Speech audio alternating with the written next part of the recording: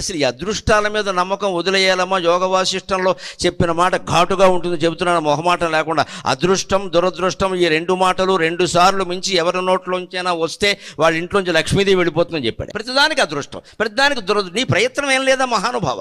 ఈ అదృష్టాలు ఏమిటి, దురదృష్టాలు ఏమిటి, ఎక్కడ లేనివి, ప్రతిదే అదృష్టం. అలాగే చిన్నదేదో జరగగానే దురదృష్టం ఏం లేదా, it's happened, that's all, leave it. 32,000 యోగ వాసిష్టంలో వశిష్ఠుడు రాముడికి చెప్పిన మాట అమ్మా, నేనేం చెప్పట్లేదు దీన్ని. అదృష్టం దురదృష్టం 2 పెంట మాటలు వదిలేండి అని చెప్పాడు. మానవ శక్తిని నిర్వీర్యం చేసే మాటలు ఈ రెండేనండి మన సాహిత్యంలో. మనకు అదృష్టం మీద నమ్మకం, అదృష్టం మీద ఆలోచన, అదృష్టం గురించిన పూజ, ఇవి ఎక్కువ. ఇక్కడ మనం దృష్టమైందాన్ని వదిలేసాం. అన్నిటికీ అదృష్టం ఉంటే మంచి భార్య, దొరికిన భార్యను మంచిగా చూసుకోవచ్చు, దొరికిన భర్తను మంచిగా కాపురం చేసుకో. మన బుద్ధి ఎలా ఉన్న తర్వాత కాపురాలు ఎందుకు బాగుంటాయండి. భగవద్గీత మొత్తం మీద ఎక్కడైనా మీరు అదృష్టం దురదృష్టం 2 మాటలు చూపించండి నాకు, దయచేసి 700 శ్లోకాల్లో ఎక్కడైనా అదృష్టం దురదృష్టం 2 మాటలు చూపించండి. ఉండవండి, యోగ వాసిష్టంలో ఉండవండి. మన జీవితాల్లో అవే పెద్దవైపోయాయి.